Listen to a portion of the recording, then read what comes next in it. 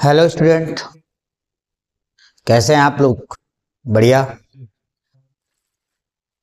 स्वागत है आपका अपने YouTube channel the math GPT और मैं आपका मैथ टीचर सतीश राठौर। देखिए, प्रीवियस लेक्चर में जो हम आपको पढ़ा रहे थे वो थ्री डायमेंशनल ज्योमेट्री पढ़ा रहे थे, जिसमें हमने 3D के बेसिक कॉन्सेप्ट एक्सप्लेन किए थे। लास्ट में हमने आपको बताया था coordinate of centroid of triangle, ये मैंने बता दिया था। आज हम बात कर रहे हैं coordinate of centroid of tetrahedron. ठीक है ना। अब कोई भी टेट्राहेड्रन है, अगर उसके वर्टेक्स के कोऑर्डिनेट हमें पता है तो उसका सेंट्रॉइड क्या होगा। मान लेते हैं, देखिए, अगर कोई टेट्राहेड्रन आपको दिया है तो टेट्राहेड्रन होता कैसा है। टेट्राहेड्रन का मतलब एक ऐसा आर्टिकल जिसका हर फेस एक ट्रायंगल हो। देखिए, मैं ये डायग्राम बना रहा हूं, ध्यान से देखिए। ठीक।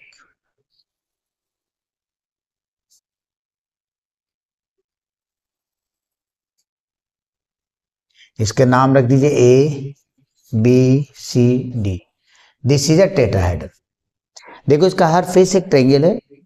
बेस इज अ ट्रायंगल, ऊपर वाला पोर्शन ये भी ट्रायंगल, राइट पोर्शन ये भी ट्रायंगल, लेफ्ट पोर्शन ये भी ट्रायंगल, अपर पोर्शन ये भी ट्रायंगल, बैक पोर्शन ये भी ट्रायंगल। जिस फेस से आप देखेंगे उस फेस से ही आपको क्या दिखेगा, ट्रायंगल ही दिखेगा।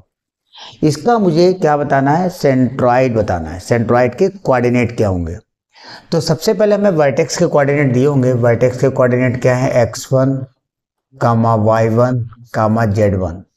इसके कोऑर्डिनेट हैं x2 कामा y2 कामा z2। इसके कोऑर्डिनेट होंगे x3 comma y3 comma z3 and इसके कोऑर्डिनेट x4 कामा y4 कामा z4। ठीक है ना। सबसे पहले तो हमें पता होना चाहिए कि टेट्राहेड्रल की सीजी कहाँ पर लाइस करती है। देखिए, मैं आपको बता रहा हूं, ध्यान से सुनिए। किसी भी टेट्राहेड्रल की सीजी जो होती है, टेट्राहेड्रल के वर्टेक्स और उसके बेस की सीजी, अगेन, टेट्राहेड्रल के वर्टेक्स और उसके बेस की सीजी को मिलाने वाली लाइन पर लाइस करती है। और लाइन पर कहां पर है वो भी बता रहा हूं आपको। तो टेट्राहेड्रल का बेस क्या है, दिस इज अ ट्रायंगल। इस ट्रायंगल की सीजी अगर हम निकालें तो कैसे निकालेंगे। सबसे पहले इस ट्रायंगल की सीजी अभी निकालना मैंने आपको बता दिया था। इसकी मीडियन प्लाइज करती है, ठीक है ना। ये पॉइंट ई हो गया, ई, और इससे ये रहा, ठीक है ना। ओके, दिस, ये हो गया बेस, और बेस की सीजी यहां पर कहीं मान लेते, ये हो गया G1, ठीक है ना, जो कि 1:2 के रेशियो में लाइज करती है। तो G1 की सीजी, ये क्या है बेटा, ये G1 है। फिर से समझ लीजिए, ऐसे लिखे, दिस इज G1। तो G1 की जो सीजी होगी वो क्या होगा, G1 के कोऑर्डिनेट जो है, सॉरी, G1 के कोऑर्डिनेट क्या होंगे, x2 plus x3 plus x4 अपान 3। मैंने बताया था ना कि ट्रायंगल के वर्टेक्स के कोऑर्डिनेट पीछे मैंने ड्राइव करवा दिया था, तो उसी का डायरेक्ट मैं यहाँ पे यूज कर रहा हूँ। क्या हो जाएगा, x2, देखो जी के जो कोऑर्डिनेट हैं G1 के, this is x2 plus x3 plus x4 अपान 3 कमा y2 plus y3 plus y4 अपान 3 कमा z2 plus z3 plus z4 अपान 3। क्लियर है बेटा, ये हो गया। अब मैं क्या बात कर रहा हूं कि मैंने जैसा कहा है कि टेट्राहेड्रल की सीजी जो है वो उसके वर्टेक्स और बेस की सीजी को मिलाने वाली लाइन पर लाइस करती है। वर्टेक्स ये हो गया और बेस की सीजी ये हो गई, तो इसको मिलाने वाली लाइन पर ही लाइस करेगी, दिस। और इस लाइन पर कहां पर लाइस करेगी, इस लाइन के उस पॉइंट पर लाइस करेगी जो इसको 1:3 के रेशियो में डिवाइड कर रहा है। 1:3 का रेशियो जो लिया जाएगा, 1 हमेशा बेस से और 3 डिस्टेंस हमेशा वर्टेक्स से ली जाएगी। मान लेते हैं अगर ए और G1 के बीच की डिस्टेंस है अगर 4 सेंटीमीटर है, देन CG की जो डिस्टेंस है वो बेस से कितनी 1 सेंटीमीटर, वर्टेक्स से कितनी होगी हमारी 3 सेंटीमीटर। अगर मान लेते हैं ये पूरी डिस्टेंस हमारी कितनी है 6 सेंटीमीटर है, ठीक है ना। अगर ये 6 सेंटीमीटर है तो मैं क्या कह सकता हूँ कि इसकी CG क्या होगी, तो ये 2 और ये 4 हो जाएगी, 2 और 4 रहेगी, मतलब 2/4 का मतलब कितना हो जाएगा, नहीं सॉरी, ये 2 है तो ये कितनी हो जाएगी 6 हो जाएगी, तभी आएगी। अगर ये 1 है ये 3, 1:3 का रेशियो है, अगर ये 6 होगी मतलब ये चीज AG1 बराबर अगर 4 है, ठीक है ना, तो ये हमारी 1:3 का रेशियो रहेगा, क्लियर है। और अगर इसकी लेंथ है पूरी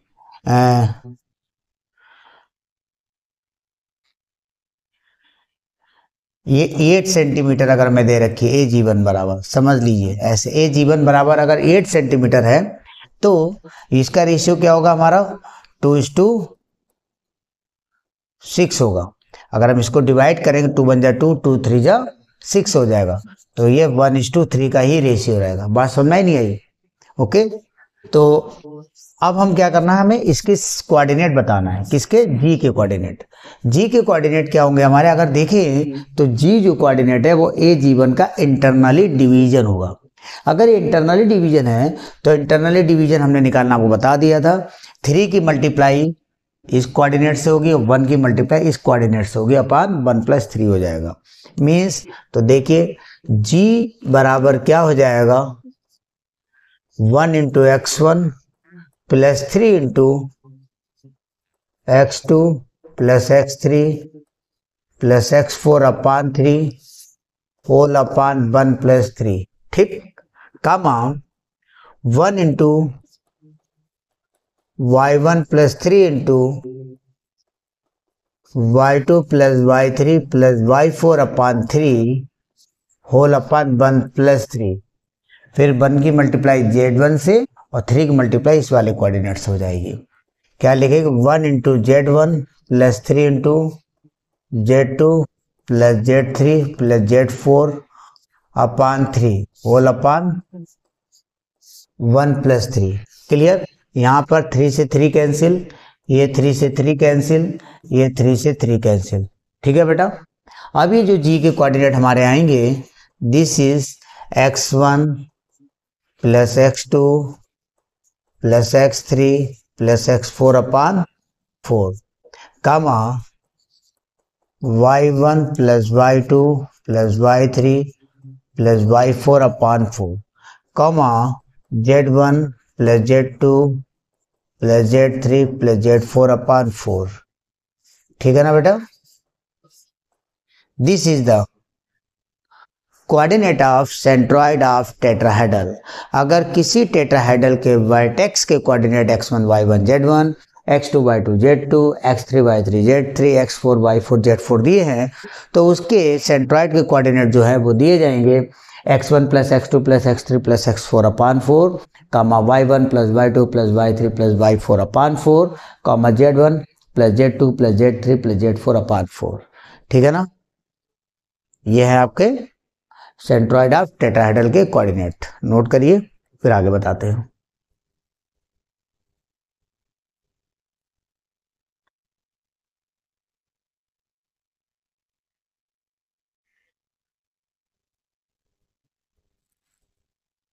देखिए अब हम एक्सरसाइज 11.2 का सॉल्यूशन आपको कराते हैं।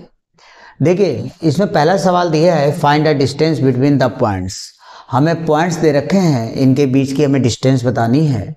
तो पहला वाला जो दिया है, पहले का फर्स्ट पार्ट, इसका सॉल्यूशन देखिए।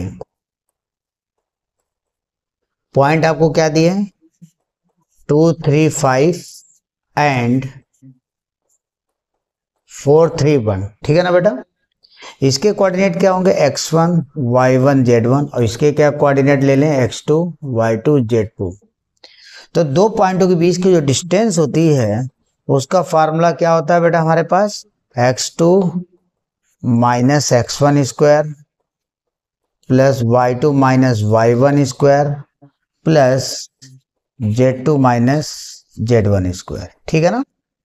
तो d बराबर हो जाएगा अंडर रूट x2 कितना 4, x1 2 है, 4 माइनस 2 का स्क्वायर प्लस 3 माइनस 3 का स्क्वायर प्लस 1 माइनस 5 का square. It is under root 4 minus 2 2, 2 का स्क्वायर हो जाएगा 4 प्लस 3 माइनस 3 0, 1 माइनस 5 माइनस 4, 4 का स्क्वायर 16, ठीक है ना बेटा। इसकी वैल्यू कितनी हो जाएगी 16 और 4 अंडर रूट 20, जिसकी वैल्यू क्या होगी 20, मतलब 4 5 जा मीन्स 2 अंडर रूट 5 यूनिट। ये आ गई इन दो पॉइंटों के बीच की डिस्टेंस जो कि हमें ये दिए हुए हैं। ये इसी टाइप से अगर सेकंड वाला हम देखें तो सेकंड वाला क्या कह रहा है, कह रहा है कि ये दो पॉइंट हमें क्या दे रखे हैं, देखिए सॉल्यूशन पॉइंट ये -3 7 2 एंड 2 4 -1 पॉइंट क्या है x1 y1 z1 x2 y2 z2, ठीक है ना। तो डिस्टेंस का फार्मूला जैसा कि अभी हमने आपको बताया था, ये लिखा है x2 minus x1 square plus y2 minus y1 square plus z2 minus z1 square. तो मैं यहाँ लिख सकता हूँ x2 minus x1 square plus y2 minus y1 square plus z2 minus z1 square, ठीक है ना बेटा। x2 की वैल्यू कितनी है 2 है, 2 माइनस माइनस का 3 दिया तो माइनस माइनस प्लस 3 का होल स्क्वायर प्लस y2 कितना है 4 है, y1 कितना है 7 है, 4 माइनस 7 का स्क्वायर, z2 कितना है बेटा -1 है और माइनस z2 कितना है 2 है का होल स्क्वायर। तो ये क्या हो जाएगा अंडर रूट 2 प्लस 3 5, 5 का स्क्वायर 25, 4 में से 7 जाएगा कितना बचेगा बेटा -3 का स्क्वायर 9 रहेगा और -1 -2 -3 का स्क्वायर 9, ठीक है ना।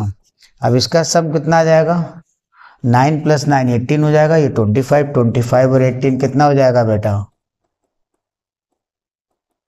43।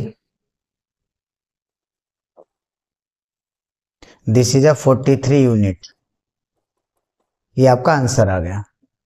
अब देखिए नेक्स्ट क्वेश्चन कह रहा है कि so that the points this and this are collinear. देखिए यहाँ पर कोलिनियरिटी जो मुझे चेक करनी है तो इसके लिए हम डिस्टेंस फार्मूला का ही यूज़ करेंगे, ठीक है ना। कौन सा यूज़ करेंगे डिस्टेंस फार्मूला का। वैसे हमारे पास और भी तरीके हैं, डीसीज और डीआर्स का भी यूज़ कर सकते हैं, लेकिन वो चीज़ें हम 12th में पढ़ेंगे तभी हम आपको बताएंगे कि डीसीज और डीआर्स का कैसे यूज़ करते हैं कोलिनियरिटी चेक करने के लिए। फिलहाल अभी हम बात कर रहे हैं डिस्टेंस फार्मूले का यूज़ करके कोलिनियरिटी चेक करते हैं, ठीक है ना। हमें पॉइंट क्या दिए देखिए, अब हम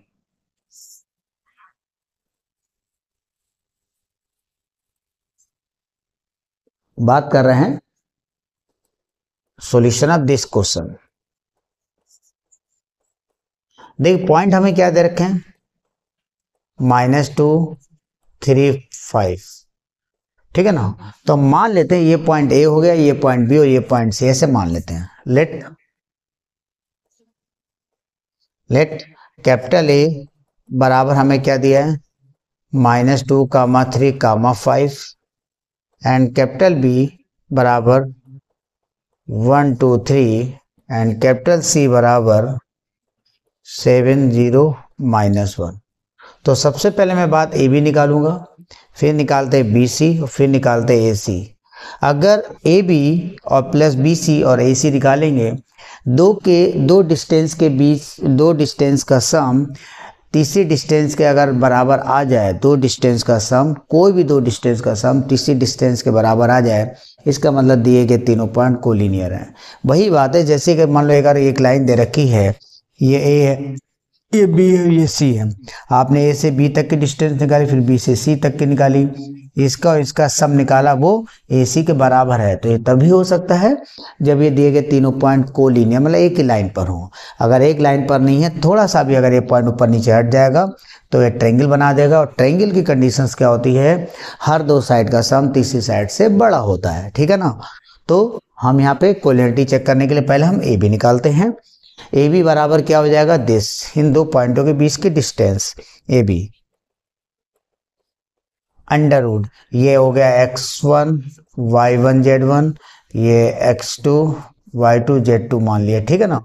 तो क्या हो जाता है, x2 माइनस x1 का स्क्वायर, दिस माइनस दिस, तो 1 माइनस माइनस प्लस का 2 का square, plus y2 minus y1 का स्क्वायर, 2 माइनस 3 का square, plus z2 minus z1 का स्क्वायर, 3 माइनस 5 का स्क्वायर, ठीक है ना। तो ये हो जाएगा अंडर रूट 1 प्लस 2 3 का स्क्वायर 9, 2 माइनस 1 माइनस वो 2 माइनस 3 माइनस 1 का स्क्वायर 1, प्लस 3 माइनस 5 2 हो जाएगा, 2 का square 4। This is under root 14। अब हम निकालते हैं BC, निकालेंगे। BC क्या है देखिए,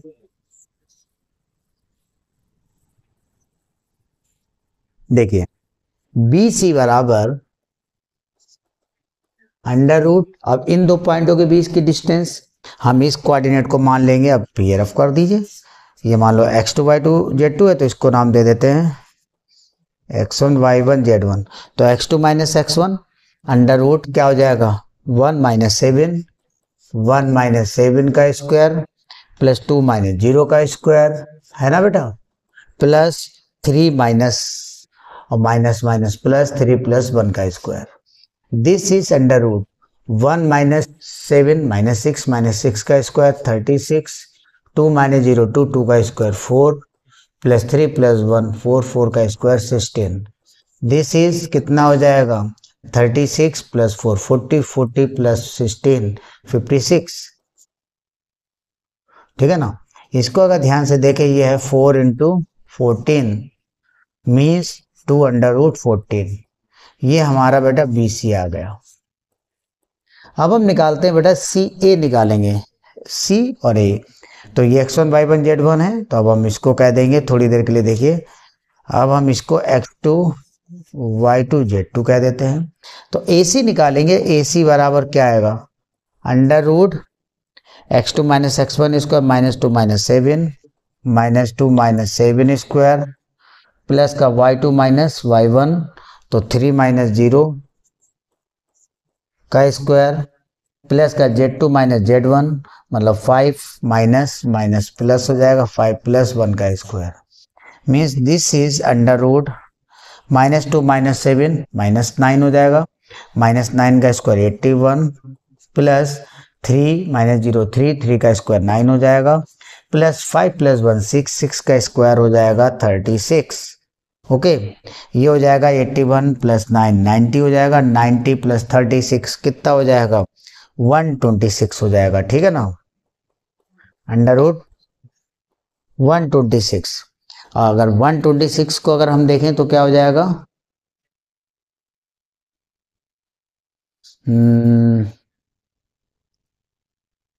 126, इसको अंदर अगर देखें तो किसका मल्टीपल आएगा, ये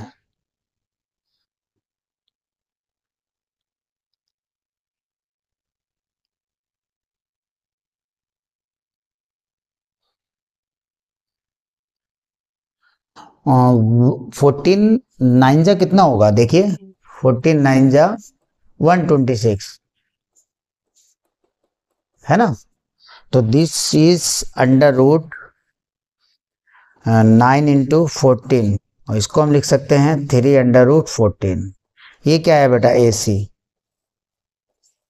अगर आप देखिए सबसे बड़ा क्या AC तो है, AB प्लस BC अगर हम निकालते तो क्या आएगा, देखो बेटा AB प्लस BC। AB कितना है बेटा हमारा बताइए, AB निकाला था अंडर रूट 14, BC कितना है 2 अंडर रूट 14, कुल मिला कितना आएगा 3 अंडर रूट 14, और 3 अंडर रूट 14 किसका आया, AC आया। तो आपने क्या देखा कि AB प्लस बी सी बराबर ए सी। हेंस आप क्या कहेंगे, point A comma B and C are collinear. मतलब जो दिए गए पॉइंट है हमारे वो क्या है, कोलिनियर है ना। ऐसे ही अगर हमें कुछ पॉइंट दिए होंगे वो हमसे पूछेगा कि बताइए कि दिए गए जो पॉइंट है वो एक इक्विलेटर ट्रायंगल के वर्टेक्स हैं, आइसोसेलेस ट्रायंगल के वर्टेक्स हैं, ठीक है, राइट एंगल ट्रायंगल के वर्टेक्स हैं। तो इसमें क्या होगा, हमें डिस्टेंस फार्मूला का ही यूज़ करेंगे, ठीक है ना। दो दो के बीच का एंगल नहीं निकालेंगे, एंगल निकालने का हमारे पास अलग कॉन्सेप्ट होता है जो कि मैं आपको 12 में पढ़ाऊंगा। उसमें डीसीज एंड डीआरस, ठीक है ना। दो लाइनों के डीसीज पता है तो उनके बीच का एंगल निकाल लेते हैं, उससे मुझे पता चल जाएगा कि ट्रायंगल किस टाइप का है। लेकिन यहाँ पर क्या करेंगे, क्योंकि हमने आपको अभी डीसीज डीआरस पढ़ाया नहीं है, वो हमारे सिलेबस में नहीं है यहाँ पर, तो हम यूज़ करेंगे डिस्टेंस फार्मूला। डिस्टेंस फार्मूले का यूज़ करके हर एक डिस्टेंस निकाल देंगे, उससे हम अपनी जो कंडीशन पढ़ी हैं उनको यूज़ करके हम बता देंगे कि ट्रायंगल हमारा किस टाइप का है, यानी नेचर ऑफ ट्रायंगल हम बता सकते हैं। चलिए पहले ये नोट करिए, फिर मैं आगे और बोलता हूँ आपको।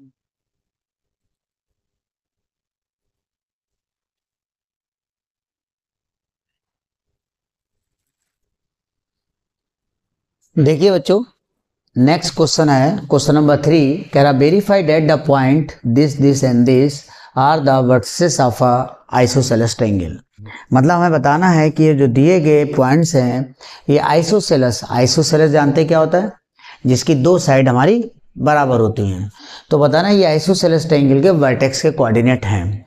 तो मान लेते हैं हमारे पास क्या एक पॉइंट है, देखिए ट्रायंगल दिया है, तो इस ट्रायंगल में जैसे कि कोई ट्रायंगल दिया है, this this and this, okay,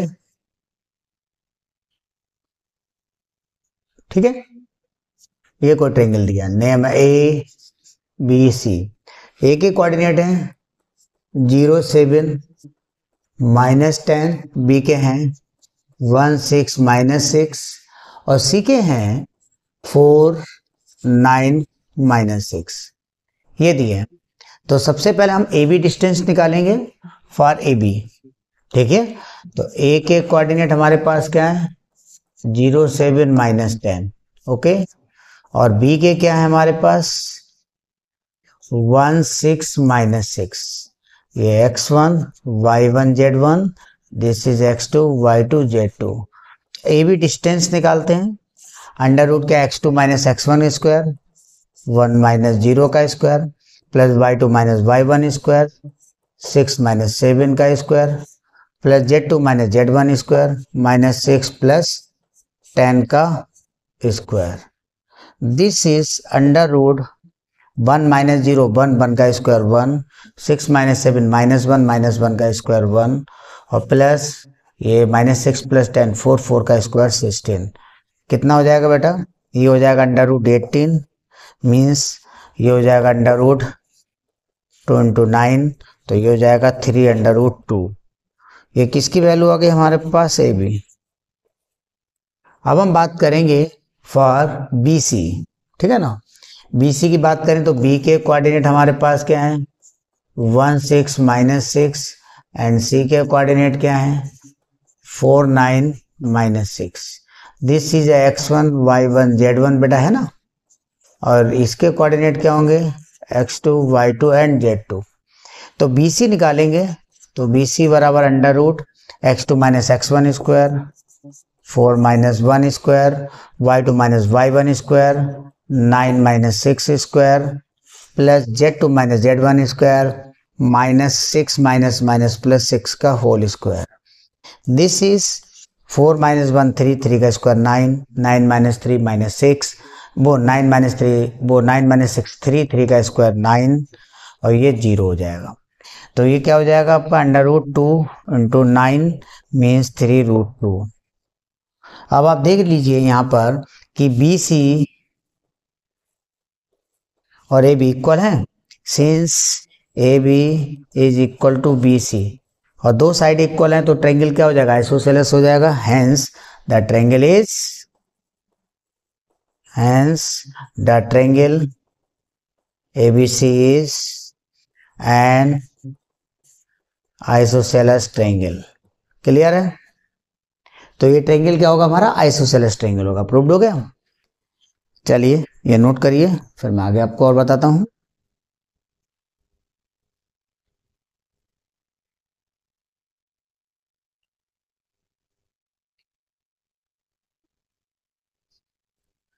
देखिए नेक्स्ट क्वेश्चन आपके सामने है, क्वेश्चन नंबर 4। कह रहा find the equation of the set of points which are equidistance from the points 1 2 3 and 3 2 -1। कह रहा है उन पॉइंटों का सेट जो कि इन दो पॉइंटों से हमेशा इक्वल डिस्टेंस पर रहते हैं, उसका लोकस बतानी है, यानी कि उसकी इक्वेशन बताना है। लोकस बताओ या उसकी इक्वेशन बताना है। तो जैसे कि मान लेते हैं let P be any point, मतलब ए बराबर, पहले मान लेते हैं लेट ए बराबर हमें क्या दिया है, जो गिवन पॉइंट है वो मान लो 1 2 3 दिया है, और बी बराबर हमें दिया है 3 2 -1। मान लेते हैं let P is equal to X comma Y, X Y Z, sorry 3D है ना, X Y Z, be any point, be any point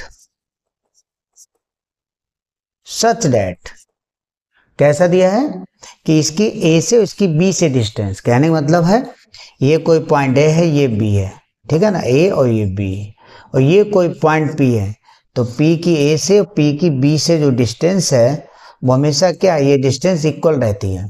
तो इसका कहने मतलब क्या है कि सच डैट पी ए बराबर पी बी। तो पी से ए तक की डिस्टेंस निकालेंगे तो क्या हो जाएगा, अंडर रूट एक्स माइनस 1 का स्क्वायर प्लस वाई माइनस 2 का स्क्वायर प्लस जेड माइनस 3 का स्क्वायर। ठीक है बेटा, बराबर पी भी अगर निकालेंगे तो यहां से यहां तक की डिस्टेंस एक्स माइनस 3 का स्क्वायर, ठीक है ना बेटा, प्लस वाई माइनस 2 का स्क्वायर प्लस जेड प्लस 1 का स्क्वायर। क्लियर है? अब क्या करें, दोनों तरफ स्क्वायर कर देते हैं। स्क्वायर करेंगे तो क्या होगा, अंडर रूट वैनिश हो जाएगा। दिस इज एक्स माइनस 1 का स्क्वायर, देखिए बेटा, प्लस वाई माइनस 2 का स्क्वायर प्लस जेड माइनस 3 का square is equal to, this is X minus 3 square plus Y minus 2 square and plus Z plus 1 का whole square. अब क्या करना है हमें, इसका होल स्क्वायर खोलते हैं। देखिए पहले क्या हो जाएगा, a माइनस बी का होल स्क्वायर, तो ए स्क्वायर माइनस का 2x प्लस 1, फिर इसका देखिए Y square minus 4y plus 4, इसका क्या हो जाएगा, जेड स्क्वायर माइनस का 6y प्लस 9 इक्वल टू, इसका whole square X square minus का 6x प्लस 9, y माइनस 2 का स्क्वायर क्या हो जाएगा बेटा, Y square minus 4y plus 4, Z plus 1 का स्क्वायर क्या हो जाएगा, प्लस जेड स्क्वायर प्लस का 2z प्लस 1। बेटा देखिए यहाँ पर जो कैंसिल होगा, एक्स स्क्वायर से एक्स स्क्वायर चला जाएगा, वाई स्क्वायर से वाई स्क्वायर चला जाएगा, जेड स्क्वायर से जेड स्क्वायर चला जाएगा। ठीक है ना? अब देखिए जो बचेगा उसको ये डायग्राम रफ कर देता हूं। इधर क्या बचेगा, माइनस का 2x माइनस का 4y माइनस का 6z माइनस का 2x, ठीक है ना बेटा, माइनस 2x माइनस का 4y एंड माइनस का 6। बेटा यहाँ पर माइनस 6z होगा, ठीक है ना, ये माइनस का 6z, और इधर सम क्या होगा, देखो 1 प्लस 4 5, ठीक है ना, और 5 और 4 5 और 9 कितना हो जाएगा 14 प्लस का 14 इज इक्वल टू, इधर देखिए माइनस 6x माइनस का 6x माइनस का 4y एंड प्लस का 2z। ओके, और क्या बचेगा 9 9 प्लस 10 प्लस 4 14, तो इधर आ जाएगा हमारा 14 से 14 कैंसिल आउट। अब ये 6 इधर रह जाएगा तो प्लस का आएगा 6 में से 2 जाएगा, कितना हो जाएगा 4 हो जाएगा, 4x, 4y इधर दिया है और ये 4y दिया है, 4y से ये 4y कैंसिल हो जाएगा, दोनों माइनस के हैं। ये 2z दिया है, इधर आएगा तो माइनस का हो जाएगा, माइनस का 6 और 2 8 हो जाएगा, 8z बराबर 0। 4 से अगर डिवाइड कर दे तो क्या आ जाएगा बेटा, x माइनस का 2z बराबर 0। दिस इज अ कंडीशन, ठीक है ना, नोट कर लीजिए। एक और सवाल बचा है, लास्ट वाला सवाल ये, उसमें कह रहा है find the equation of the set of the point capital P, the sum of the whose distance from the point capital A and capital B is 210।